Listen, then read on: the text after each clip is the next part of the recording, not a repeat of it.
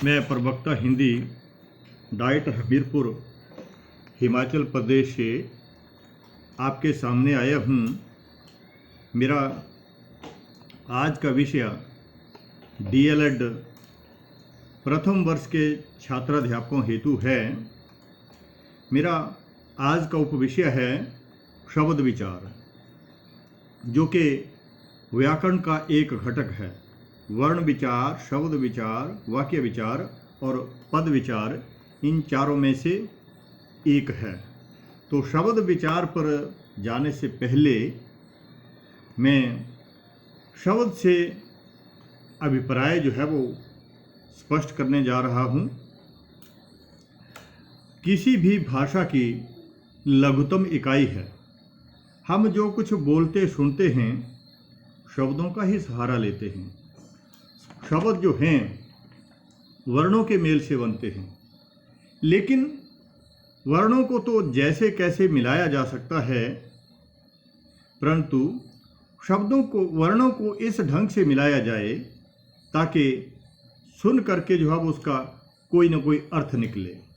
यानी कि वर्णों को मिलाने की वह इकाई जो सार्थक हो, वही जो है वो शब्द कहलाती है। तो शब्द की परिभाषा में छोटी सी परिभाषा, वर्णों के मेल से बनी सार्थक ध्वनि अर्थात आवाज़ ही शब्द कहलाती है। पतंजलि जी ने शब्द को परिभाषित करते हुए कहा है कि जो कान से श्रव्य, बुद्धि से ग्राह्य और प्रयोग से कंपन उत्पन्न करने वाली आकाशवाणी ध्वनि ही शब्द है। पामर जी ने इसे यानी शब्द को भाषा की लघुतम इकाई कहा है। छोटी से छोटी इकाई, इतनी छोटी जिसके टुकड़े ना किए जा सकें। इसके साथ रमन बिहारी लाल जी ने शब्द को परिभाषित करते हुए, इसके अर्थ को स्पष्ट करते हुए लिखा है कि वास्तविक अर्थ में शब्द एक या एक से अधिक अक्षरों के योग से बनी वह ध्वनि है जिससे अपने स्वतंत्र रूप में अथवा किसी वाक्य में प्रयुक्त होने पर एक निश्चित अर्थ की प्रतीति होती है। अर्थात निष्कर्ष रूप में कहा जा सकता है, एक या एक से अधिक वर्णों के मेल से बने सार्थक ध्वनि समूह को शब्द कहा जाता है। उदाहरण लिया है उन्होंने कि जैसे वनराज तैर रहा है।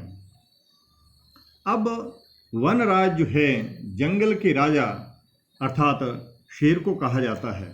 जंगल का राजा शेर को कहते हैं, लेकिन यहाँ पर जो वनराज का अर्थ है वो शेर से नहीं है। इसका अलग अर्थ है, किसी लड़के से है। अब तैर से मतलब क्रिया से है, और रहा है जो है लिंग, वचन और काल के अनुसार अर्थ दे रहा है। इसमें परिवर्तन हो सकता है। तो हमने रमन बिहारी जी ने जो वाक्य लिया है, वनराज तैर रहा है, तो वनराज जो है एक वर्णों को लिखने का क्रम है। और तैर, तय के बाद रो, तैर, रो के बाद तय लिखें तो रतय कोई शब्द नहीं है। रहा लिखा है उन्होंने रहा, तो जो है यहाँ पर जो वो रहा है जो है वो इसका अर्थ स्पष्ट कर रहा है। इसके बाद जो है जो शब्द के भेद हैं वो अर्थ है, उत्पत्ति है, व्युत्पत्ति है आदि के अनुसार जो है शब्दों के अनेक भेद हैं। लेकिन आज हम जो है केवल अर्थ के विचार से तथा उत्पत्ति के विचार से जो है शब्द के भेद जो है पढ़ेंगे। तो अर्थ के आधार पर जो है वो शब्द के तीन भेद हैं। अर्थ के आधार पर जो शब्द के ये तीन भेद हैं, इसमें जो है शब्द शक्तियों का सहारा लेना पड़ता है। इनका अर्थ जो है वो बखूबी समझने के लिए हमें शब्द शक्तियाँ, अभिधा, लक्षण और व्यंजना तीनों का सहारा लेना पड़ता है। इससे जो है वो हमें इन तीनों ही प्रकार के शब्दों का जो है अर्थ अच्छी तरह समझ में आ सकता है।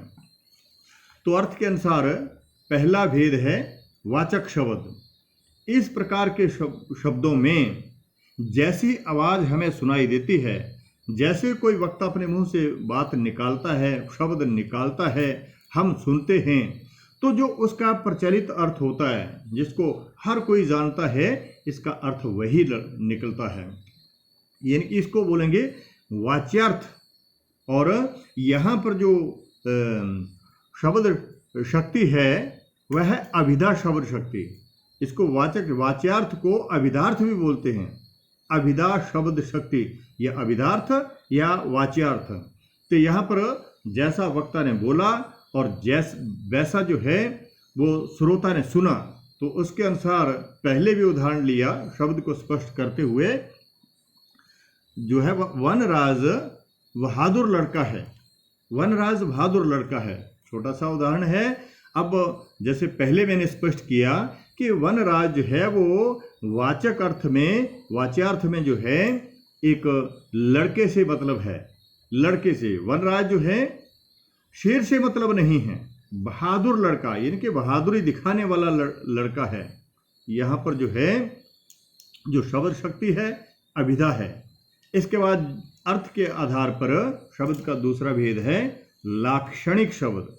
लाक्षणिक या लक्ष्यार्थ, लक्ष्यार्थ या फिर हम शब्द शक्तियों में जाएं तो यहाँ पर जो है वो लक्षणा शब्द शक्ति का जो है वो प्रयोग हुआ है।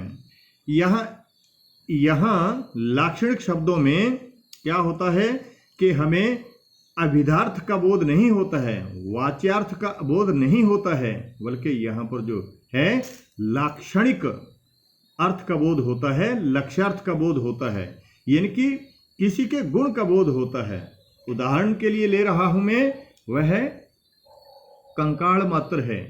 अब कंकाल जो है अस्थि पिंजर को बोलते हैं, हड्डियों के पुतले को बोलते हैं। यदि हम वाचक शब्द का सहारा लें तो वाचक शब्द के अनुसार जो है कंकाल का अर्थ जो है वो हड्डियों का पुतला है। लेकिन यहाँ पर जो है वाच्यार्थ स्पष्ट नहीं होगा। यहाँ पर कंकाल का मतलब है कमजोर से, कमजोर व्यक्ति से। उसको जो है वो किसी जिसको कंकाल कहा जा रहा है वो जो है हड्डियों का पुतला नहीं, बल्कि जो है वो बेहद कमजोर है। अब एक मुहावरा आता है कि उसने कलम तोड़ दी। कलम तोड़ना एक मुहावरा है। कलम तोड़ना होता है बहुत सुंदर लिखना। यदि हम जो है वाच्यार्थ पर जाएं तो इसका मतलब है कलम को दो टुकड़े करने से है। लेकिन जो है यहाँ पर दो टुकड़े करने से मतलब नहीं, बल्कि यहाँ पर जो है वो सुंदर लिखने से है। यहाँ पर शब्द शक्तियों की लिहाज से जो है वो लक्षणा शब्द शक्ति का प्रयोग हुआ है। इसके बाद है व्यंजक शब्द।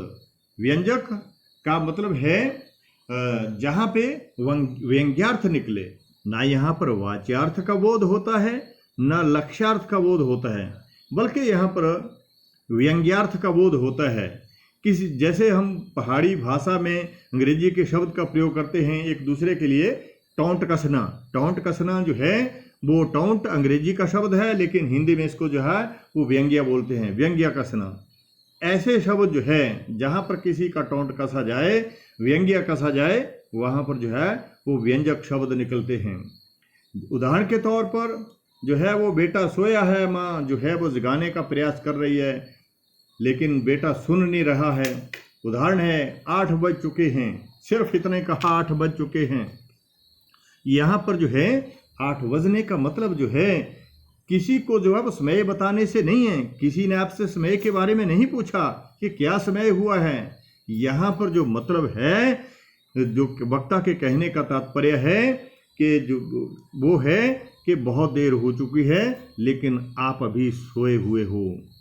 अब एक और उदाहरण जो है वो यहाँ पर मुद्रित नहीं मैंने किया है। भाई तुम किस चक्की का खाते हो। अब जो है चक्की कहाँ है, आटा कहाँ है, यहाँ पर जब खाने से मतलब नहीं है, उसको साफ कहा जा रहा है कि तुम एक बहुत मोटे आदमी हो।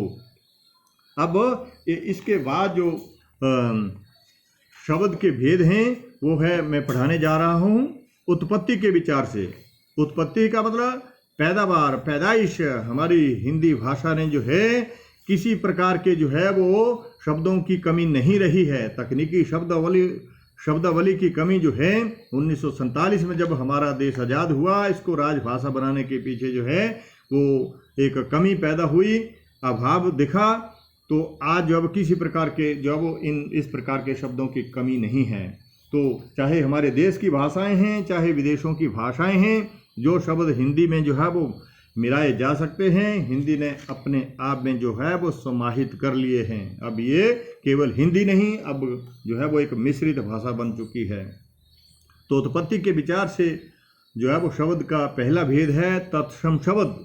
तत्सम शब्द में तत् जमा सम यानी कि उसके समान, कहने का तात्पर्य ये है कि जैसे उस शब्द का प्रयोग जो है संस्कृत में होता है, वैसे ही उसका प्रयोग जो है वो हिंदी में कर लिया जाता है।